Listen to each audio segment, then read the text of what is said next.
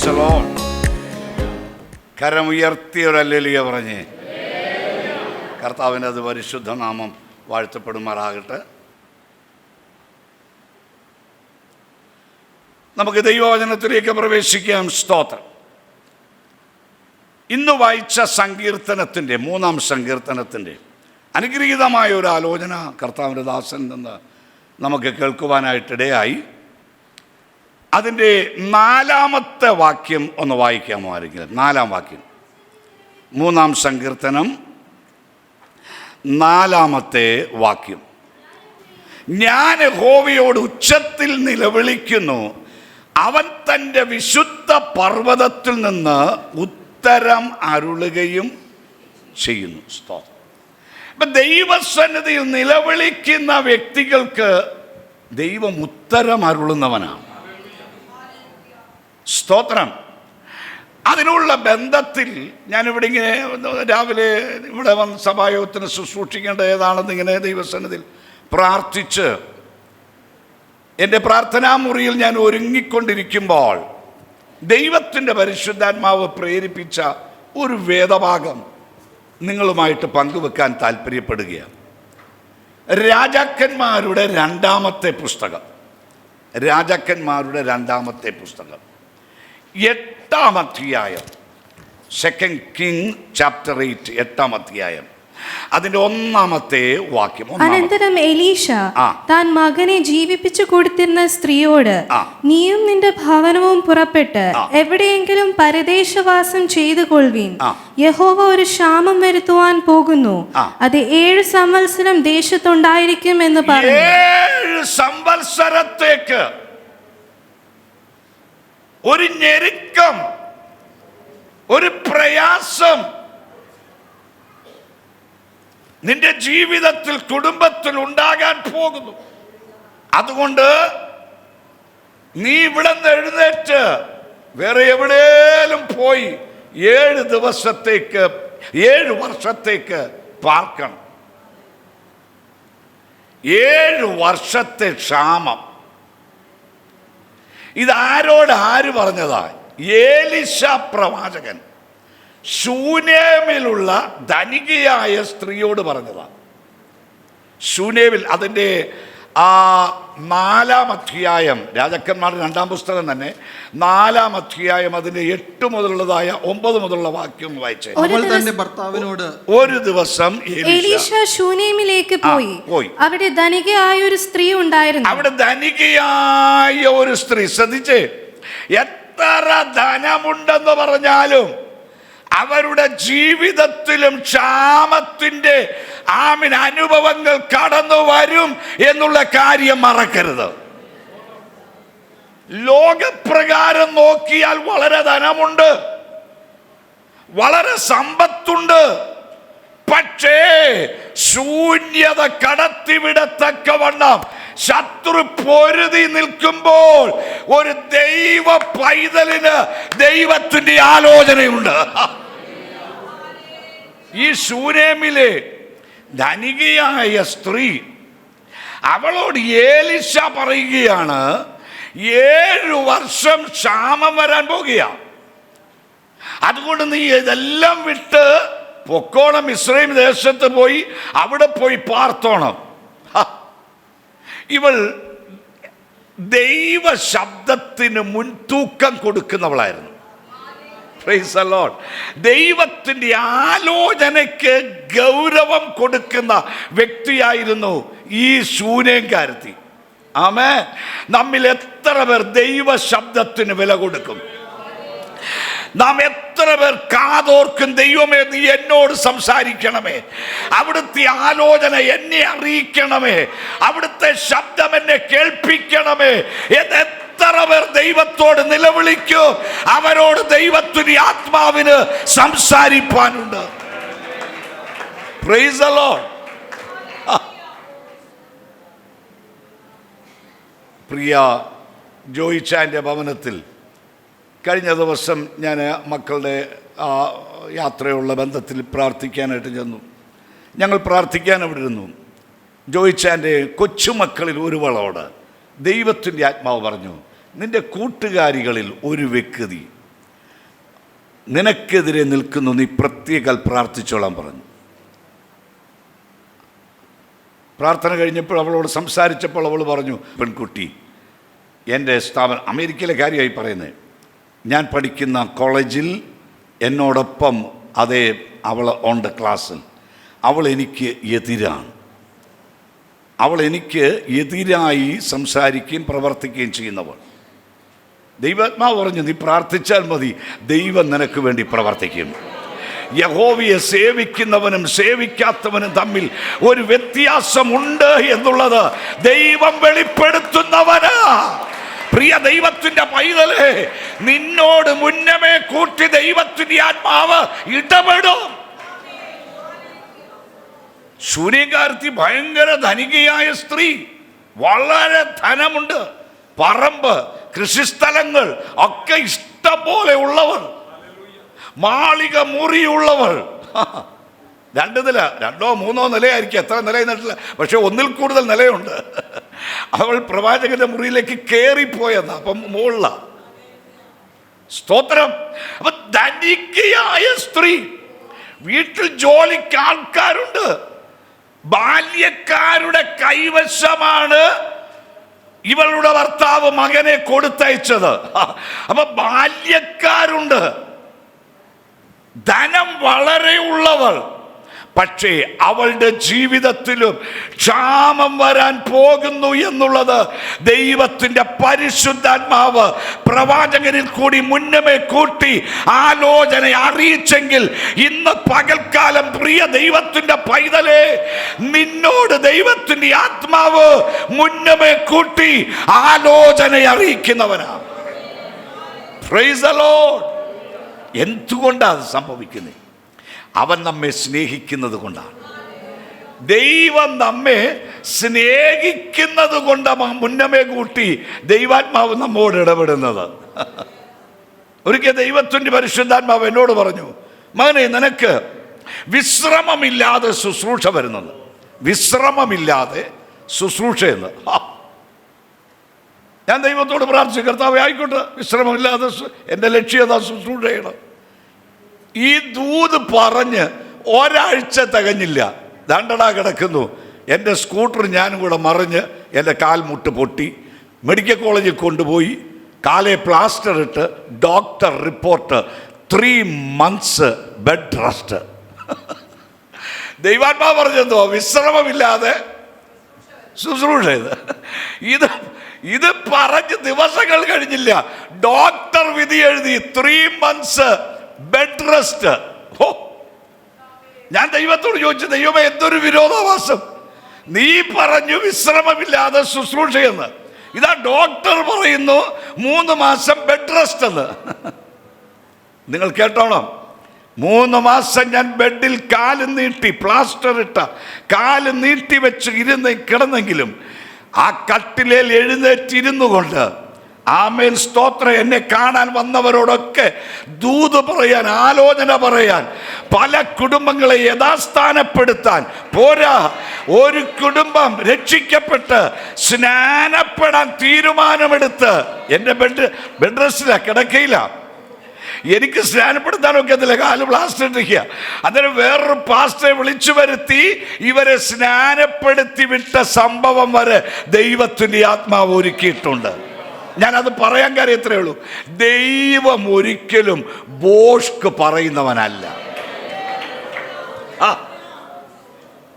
ഒന്ന് ശോധന ചെയ്ത് നോക്കിയേ, ഏതെങ്കിലും വിഷയത്തിൽ ദൈവത്തിൻ്റെ ആത്മാവ് നിങ്ങളോട് ബോഷ്ക്ക് സംസാരിച്ചിട്ടുണ്ടോ? നിങ്ങളുടെ കുഞ്ഞിനെ കുറിച്ച്, ആമീൻ, നിങ്ങളുടെ കുടുംബത്തെക്കുറിച്ച്, നിന്റെ വരുമാനത്തെക്കുറിച്ച്, നിന്റെ ആരോഗ്യത്തെക്കുറിച്ച്, ആമീൻ, എപ്പോഴെങ്കിലും ദൈവം ബോഷ്ക്ക് പറഞ്ഞിട്ടുണ്ടോ?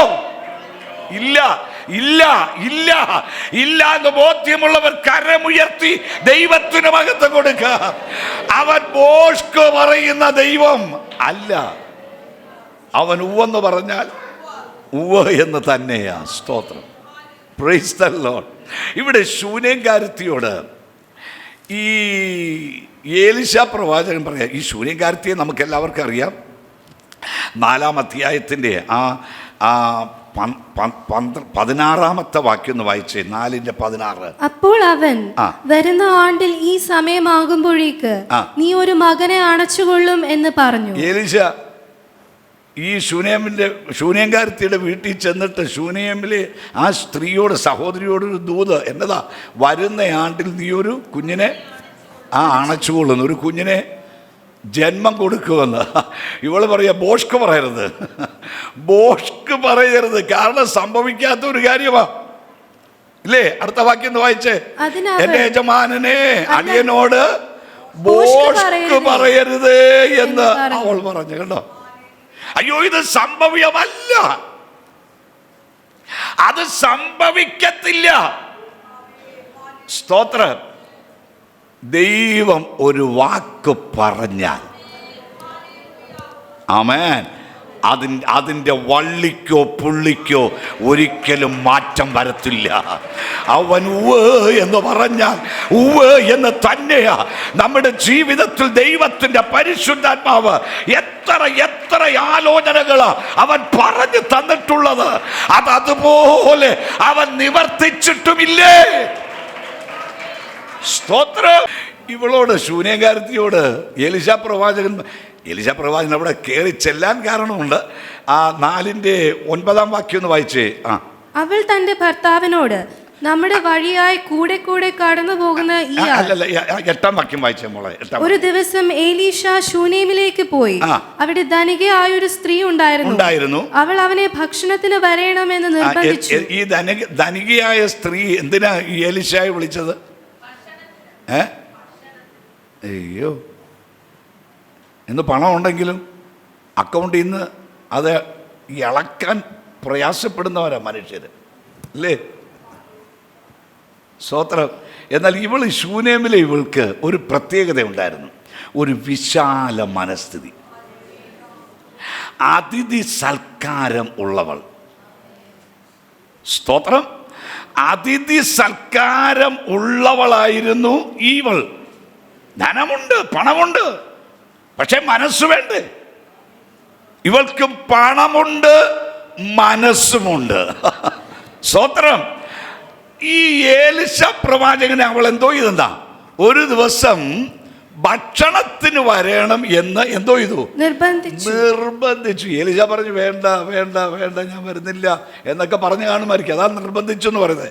നിർബന്ധിച്ചു, ഇല്ല യജമാനനെ അങ്ങ് വരണം, പാസ്റ്ററെ വരണം, ദൈവദാസനെ വരണം എന്ന് പറഞ്ഞ് ഈ എലീശ ഇവളങ്ങ് നിർബന്ധിക്കുക. എലീശ ചെന്ന് കഴിഞ്ഞു. പിന്നെന്തോ സംഭവിച്ചെന്നറിയോ? പിന്നത്തേതിൽ അവൻ ആ വഴി പോകുമ്പോഴൊക്കെയും ഭക്ഷണത്തിന് അവിടെ കയറും. ഇവൾ വിളിക്കേണ്ട കാര്യമില്ല അവന്. പിന്നെ ഇവൾക്ക് വിളിക്കേണ്ടി വന്നില്ല. ഈ എലീശ തന്നെ അങ്ങോട്ട് കയറി ചെല്ലുക. എന്തിനു വേണ്ടി? ഭക്ഷണത്തിന് വേണ്ടി. നമുക്ക് ശൂനേമിലെ ആ സ്ത്രീയോട് ചോദിക്കാം, നിനക്ക് വല്ല പിറുപിറുപ്പുണ്ടോ? നീ നിന്റെ എലീശ, ചിലരാണെങ്കിൽ എലീശ വരുന്നത് കാണുമ്പോൾ പറയും, എടി നീ പറഞ്ഞേരെ ഞാനിവിടെ ഇല്ലെന്നുള്ളത് പറഞ്ഞേരെ. അല്ലേ? ഇവിടെ ഇവളോടൊന്ന് ചോദിക്കാം, ഈ എലീശ കൂടെ കൂടെ ഭക്ഷണത്തിന് ഉച്ച സമയമായിരിക്കും കയറി വരുന്നത്. ഈ ഭക്ഷണത്തിന് കയറി വരുന്നത് നീ കാണുന്നുണ്ടല്ലോ, നീ ഭക്ഷണം കൊടുക്കുന്നുണ്ട്, നിനക്ക് വല്ല വൈമനസ്യമുണ്ടോ കൊടുക്കുന്ന കാര്യത്തിൽ? അവൾ പറയേ ഇല്ല. അവൾ ഭർത്താവിനെ വിളിച്ചിട്ട് ഭർത്താവിനോട് പറഞ്ഞെന്തുവാ, നമ്മുടെ വഴിയായി കൂടെ കൂടെ കടന്നു പോകുന്ന ഈ ആൾ വിശുദ്ധനായ ഒരു ദൈവപുരുഷനെന്ന് ഞാൻ എന്ത് ചെയ്യുന്നു, കാണുന്നു. ഇനി നമുക്കൊരു കാര്യം ചെയ്യാം, ഈ കൂടെ കൂടെ ഇതുവഴി വന്നു പോകാതെ ഇവിടെ വരുമ്പോൾ ഇവിടെ സ്ഥിരം പാർക്കത്തക്കവണ്ണം ചുവരോട് കൂടിയ ഒരു മാളിക മുറി നമുക്കിവന് പണിത് കൊടുക്കണം. ഇവിടെ നോക്കണേ, അവളുടെ ചിന്ത ഇങ്ങനെ വിശാലപ്പെടുകയാണ്. അവളുടെ ചിന്തയുടെ അതിരുകൾ ഇങ്ങനെ വിസ്തൃതി ആകുകയാണ്. സ്തോത്രം. കുറഞ്ഞു കുറഞ്ഞു വരികയല്ല അല്ലേ. ആദ്യമൊക്കെ ഭക്ഷണത്തിന് വിളിച്ചപ്പോഴത്തേക്ക് ഇറച്ചിയും മീനും ഒക്കെ കൂട്ടി കൊടുത്തു. പിന്നെ കൂടെ കൂടെ കയറി വരുന്നത് കണ്ടപ്പോൾ പക്ഷേ ഇറച്ചി കട്ട് ചെയ്തു. അത് കഴിഞ്ഞ് കുറച്ച് ദിവസം കഴിഞ്ഞപ്പോൾ മീൻ കട്ട് ചെയ്തു. അങ്ങനെയാണോ കൊടുത്തത്? അല്ല, കൂടിക്കൂടിയാ വന്നത്. കൂടിക്കൂടി വന്നു. വിശാലത വന്നു. ഇപ്പൊ വന്നാൽ പാർക്കത്തക്കവണ്ണം ചുവരോട് കൂടിയ ഒരു മാളിക മുറി അവൾ പണിയാൻ ഭർത്താവിനോട് പറയുക. അതിനകത്ത് 4 കാര്യങ്ങൾ ഇട്ടുകൊടുക്കാൻ പറഞ്ഞു. എന്തുവാ? ഒരു കട്ടില്, ഒരു നാൽക്കാലി, ഒരു മേശ, ഒരു നിലവിളക്ക്. ഓ പ്രൈസ് ദി ലോർഡ്. അദ്ദേഹത്തിന് വേണ്ടിയതെല്ലാം ആ മുറിക്കകത്ത്. സ്തോത്രം. പോട്ടെ, കുറേ ദിവസങ്ങൾ കഴിഞ്ഞപ്പം ഏലീശ തൻ്റെ ഭൃത്യനായ ഗേഹസിയോട് പറഞ്ഞു, ഗേഹസിയെ, ഈ വീട്ടിൽ എന്തോ ഉണ്ട് വിശേഷമൊക്കെ. അപ്പം ഈ ഗേഹസി ഏലീശയെ പോലൊന്നുമല്ല. ഏലീശ ദൈവപുരുഷനായിട്ട് ഇങ്ങനെ നിന്ന് പ്രവർത്തിക്കും. ഗേഹസിയാണല്ലോ, അവൻ വീട്ടുകാര്യവും നാട്ടുകാര്യവും ഒക്കെ ഇങ്ങനെ അന്വേഷിച്ച് നടക്കുന്ന ഒരു വ്യക്തിയാണ് ഗേഹസി.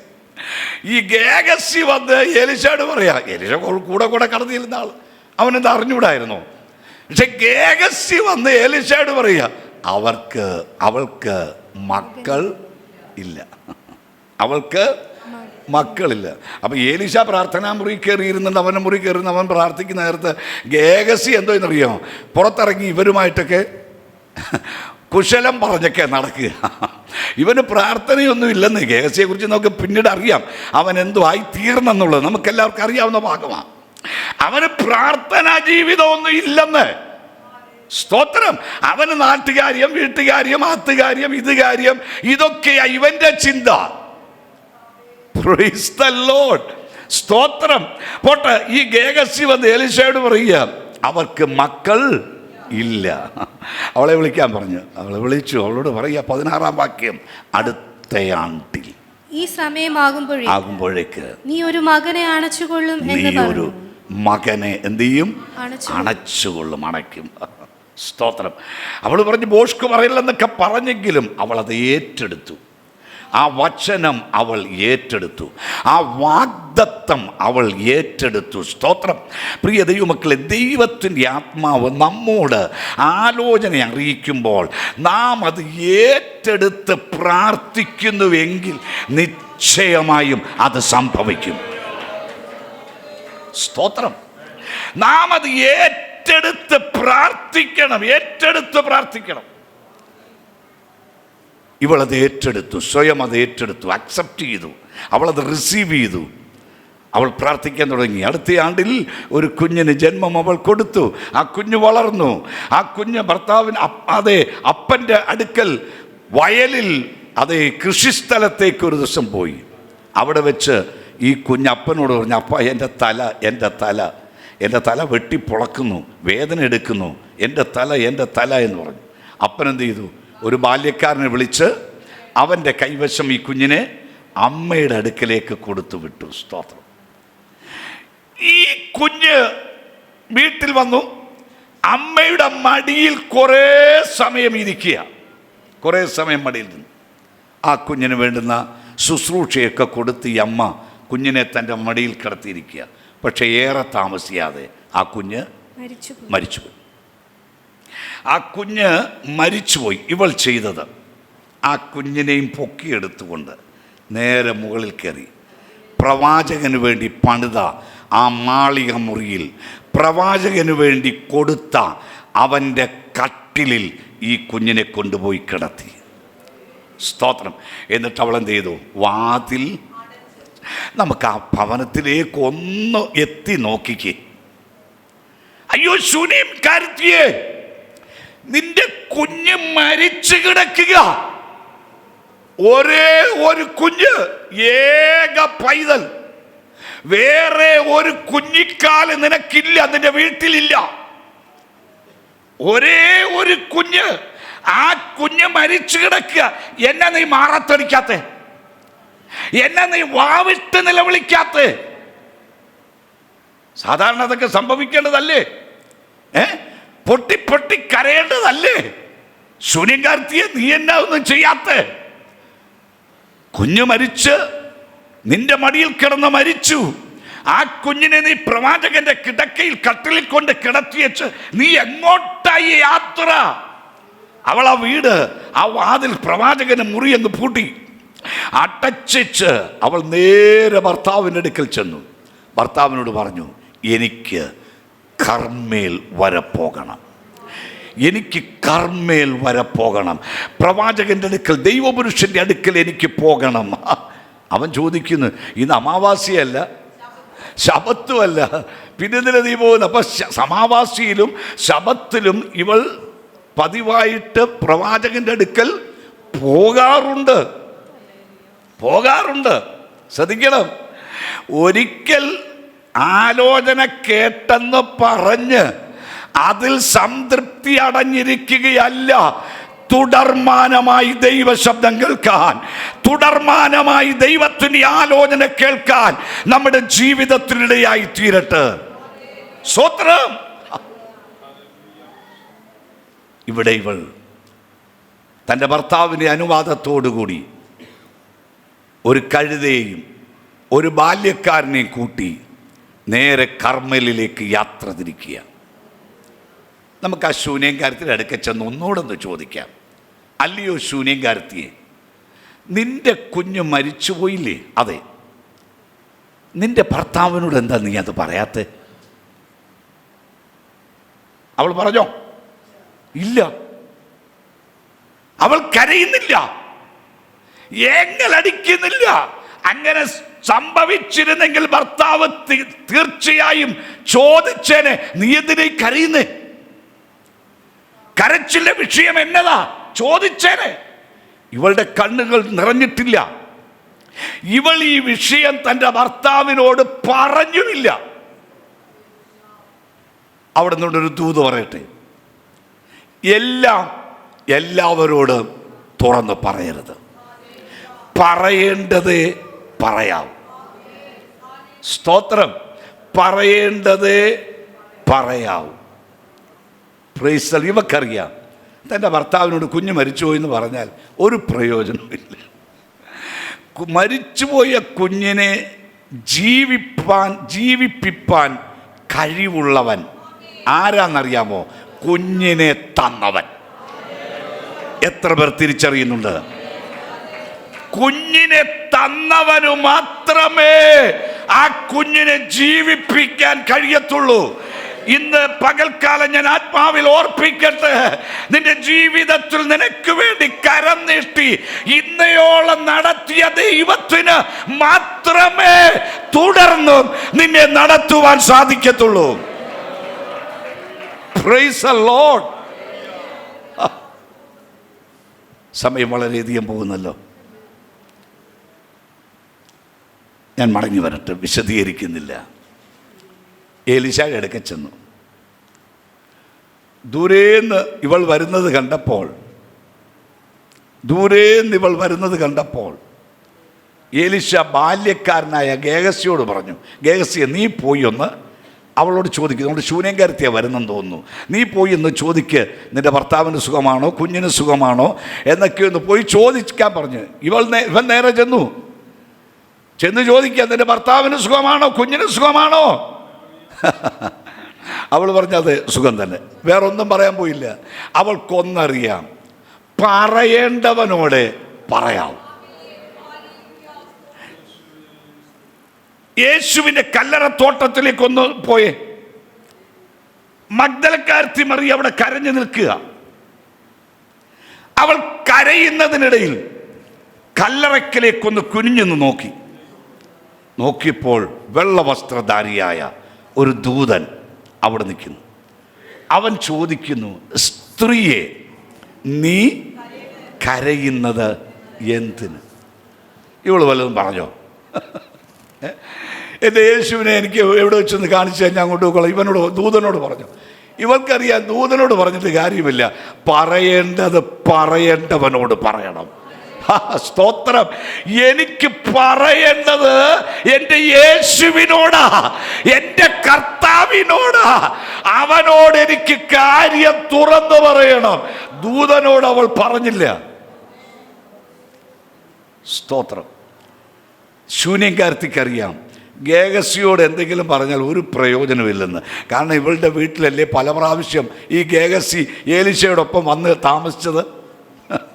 ഒരു പ്രയോജനമില്ലാത്തവരാണെന്ന് ശൂന്യംകാരത്തിക്ക് നല്ലവണ്ണം അറിയാം. വല്ല പ്രയോജനമുണ്ടോ? ഒരു ഉദാഹരണം കൂടെ പറയാം. ഏലീശ എന്ത് ചെയ്തു? ഈ ഗേഹസിയുടെ ഈ ശൂന്യക്കാരത്തിൻ്റെ കുഞ്ഞ് മരിച്ചു എന്നൊക്കെ വിവരം അറിഞ്ഞു കഴിഞ്ഞപ്പം തൻ്റെ വടിയെടുത്ത് ഈ ഗേഹസിയുടെ കൊടുത്തു വിട്ട്, നീ പോയി ഈ കുഞ്ഞിൻ്റെ പുറത്ത് ഈ വടി അങ്ങ് വെക്കണം, അപ്പോൾ കുഞ്ഞ് ജീവിച്ചെഴുന്നേക്കും കൊണ്ട് വെക്കാൻ പറഞ്ഞു. ഇവൻ ഒരു ഓട്ടം, ആ വടിയുമായിട്ട് ഒരൊറ്റ ഓട്ടം. ഇതുവരെ കിട്ടാത്ത വടി അവൻ്റെ കയ്യിൽ കിട്ടി. ആരുടെ വടിയാ? ഏലീശായുടെ വടി. അതുമായിട്ട് ഇവൻ ഒരൊറ്റ ഓട്ടം. ആമൻ ശൂന്യക്കാരത്തിയുടെ വീട്ടിലെത്തി. ആ മുറിയിലേക്ക് കയറി ചെന്നു. ആ കുഞ്ഞിൻ്റെ പുറത്ത് വടി വെക്കുന്നു, ഒരനക്കവും ഇല്ല. തിരിച്ചു വെച്ച് നോക്കുന്നു, ഇനി വെച്ചതിൻ്റെ കുഴപ്പമായിരിക്കും. തിരിച്ചു വെച്ച് നോക്കുന്നു, ഒരനക്കവും ഇല്ല. സ്തോത്രം. ഇവൻ പലതും പരിശ്രമിച്ച് നോക്കിക്കാണും, ഒരനക്കവും ഇല്ല. അവൻ തിരിച്ചു വരിക. അന്നേരം ഏലീശ അതാണ്ട് വരുന്നു. ഈ ശൂന്യക്കാരത്തി അവൻ്റെ കാൽ കെട്ടിപ്പിടിച്ച് കരഞ്ഞ് നിലവിളിച്ച് കരഞ്ഞ് പറയുകയാണ്, യജമാനനെ, ദൈവപുരുഷനെ, അവിടുന്ന് വന്നേ നോക്കൂ. ഗേഹസിയെ വിട്ടിട്ടൊരു പ്രയോജനവുമില്ല, അവിടുന്ന് തന്നെ വന്നേ മതിയാവും. സ്തോത്രം.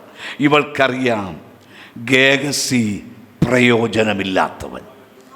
അവന് കുറേ വാചമടിക്കാനായിട്ട് ഏൽപ്പിച്ചു കൊടുത്താൽ അവൻ വാചമടിക്കും, അതിനൊക്കെ കൊള്ളാം. ഈ കുഞ്ഞിനെ ജീവിപ്പിക്കാൻ ഗേഹസിയെ കൊണ്ട് സാധിക്കത്തില്ല. അതിന് യജമാനൻ തന്നെ വരണം, ദൈവപുരുഷൻ തന്നെ വരണം.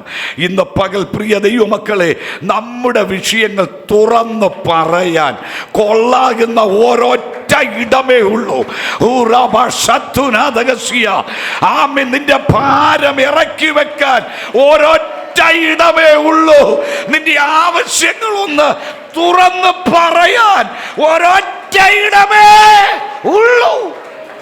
അത് നമ്മുടെ അരുമനാഥന്റെ പാദപീഠമാ. അരുമനാഥന്റെ പാദപീഠമാ. അവന്റെ പാദപീഠം നമുക്ക് കെട്ടിപ്പിടിച്ച് കിടക്കാം. അവനോട് നമുക്ക് പറയാം. ഏലീശ ഈ ശൂന്യക്കാരത്തിയോട് കൂടെ ഒപ്പം വീട്ടിലേക്ക് ചെന്നു. ആ കുഞ്ഞിനെ അവൻ ജീവിപ്പിച്ചു കൊടുത്തു. ഇവളുടെ ജീവിതത്തിൽ ഏലീശ ഒരു ദൂത് പറഞ്ഞതാ നമ്മൾ വായിച്ചത്. 8-ാം അധ്യായം 1-ാമത്തെ വാക്യം. 8:1 ഒരിക്കൽ കൂടി വായിക്കാം. അനന്തരം ഏലീശ താൻ മകനെ ജീവിപ്പിച്ചു കൊടുത്തിരുന്ന സ്ത്രീയോട്, നീയും നിന്റെ ഭവനവും പുറപ്പെട്ട് എവിടെയെങ്കിലും പരദേശവാസം ചെയ്തു കൊള്ളുവിൻ. യഹോവ ഒരു ക്ഷാമം വരുത്താൻ പോകുന്നു. അടുത്തത് അത് 7 സംവത്സരം ദേശത്ത് ഉണ്ടായിരിക്കും എന്ന് പറഞ്ഞു. അടുത്തത്, ആ സ്ത്രീ എഴുന്നേറ്റ് ദേവപുരുഷൻ പറഞ്ഞതുപോലെ ചെയ്തു. അവളും ഭവനവും ഫെലിസ്ത്യ ദേശത്തേക്ക് അവർ പോയി അവിടെ 7 വർഷം പാർത്തു. ഇനി ഞാൻ പറഞ്ഞുവിടാൻ സമയമില്ല. 7 വർഷം കഴിഞ്ഞ് ഇവൾ മടങ്ങി വരിക. 7 വർഷം കഴിഞ്ഞ് അവൾ മടങ്ങി വന്നു. അവളുടെ വീട്ടിലേക്കൊന്ന് ചെന്നു. വീട് തുറന്ന് കിടക്കുക. അവളുടെ പറമ്പിലേക്കൊന്നിറങ്ങി. ശൂന്യം. കാരണം ക്ഷാമമല്ലേ. ഇവൾ വീട് പൂട്ടിപ്പോയിന്ന് ചുറ്റുവട്ടമുള്ള ആൾക്കാരറിഞ്ഞു. ക്ഷാമത്തിൻ്റെ നടുവിൽ പിടിച്ചു നിൽക്കേണ്ടതിന് ചുറ്റുവട്ടമുള്ള ആൾക്കാർ ഇവളുടെ വീട് ആക്രമിച്ചു, ഇവളുടെ വീട് കൊള്ളയടിച്ചു, ഇവളുടെ പറമ്പ് കൊള്ളയടിച്ചു. ഇപ്പോൾ ഒന്നുമില്ല, ശൂന്യമായി കിടക്കുക. ഇവൾ ഈ സങ്കടം രാജാവിൻ്റെ അടുക്കൽ പറയാൻ ചെന്നു. അവിടെ ചെല്ലുമ്പോൾ ഈ ഗേഹസി രാജാവിനോട് ഏലീശ ചെയ്ത അടയാളങ്ങളും അത്ഭുതങ്ങളും ഇങ്ങനെ വിവരിച്ചുകൊണ്ടിരിക്കുക. ഇത് കേൾക്കാൻ രാജാവിന് വലിയ ഇഷ്ടമാണ്. രാജാവ് അതിങ്ങനെ കേട്ടിരിക്കുമ്പോഴാണ് ശൂന്യക്കാരത്തിയുടെ കാര്യവും കൂടെ ഈ ഗേഹസി പറഞ്ഞു. അന്നേരമാണ് ശൂന്യക്കാരത്തി വന്ന് നിൽക്കുന്നത്. ഈ പ്രവാചക ശിഷ്യൻ ആ ബാല്യക്കാരൻ രാജാവിനോട് പറഞ്ഞു, രാജാവേ, ഞാൻ പറഞ്ഞുകൊണ്ടിരുന്ന വ്യക്തി ഇതാണ്. ഇവളുടെ കഥയാണ് ഇത്രയും നേരം ഞാൻ പറഞ്ഞുകൊണ്ടിരുന്നത്. രാജാവ് അവളോട് കാര്യം തിരക്കി. അവൾ കാര്യം തുറന്നു പറഞ്ഞു. രാജാവ് കൽപ്പന ഇട്ടത് നമുക്കെല്ലാവർക്കും അറിയാം. ഈ കഴിഞ്ഞ 7 വർഷത്തെ ആദായ സഹിതം ഒന്ന് ഓർത്തു വയ്ക്കേ. ആദായ സഹിതം നീ പണം കൊണ്ടുവന്ന് ബാങ്കിലിട്ടാൽ എത്ര പലിശ കിട്ടുമോ അത് ഉൾപ്പെടെ എന്ന് പറയുന്നതായിരിക്കും ഒന്നുകൂടെ നല്ലത്. 7 വർഷത്തെ ആദായ സഹിതം അവൾക്ക് മടക്കി കൊടുക്കുവാൻ രാജാവ് ഓർഡർ ഇട്ടു. ഇന്ന് പകൽ ഞാൻ ആത്മാവിൽ വിളിച്ചു പറയട്ടെ, ചിലർക്ക് വേണ്ടി ചില ഓർഡറുകൾ സൈന്യങ്ങളുടെ രാജാവായ ദൈവം ഇടിവിപ്പിക്കാൻ പോകുകയാകട്ടോ. നിന്റെ തലമുറയ്ക്ക് വേണ്ടി, നിന്റെ കുടുംബത്തിന് വേണ്ടി ചില ഓർഡറുകൾ, ചില എഴുത്തുകൾ നിനക്ക് അനുകൂലമായി, നിന്റെ തലമുറയ്ക്ക് വേണ്ടി അനുകൂലമായി ദൈവം പുറപ്പെടുവിക്കുവാൻ പോകുകയാ. കൈകളെ തട്ടി എത്ര പേർക്ക് ദൈവത്തെ ആരാധിച്ച് മഹത്വപ്പെടുത്താൻ കഴിയും?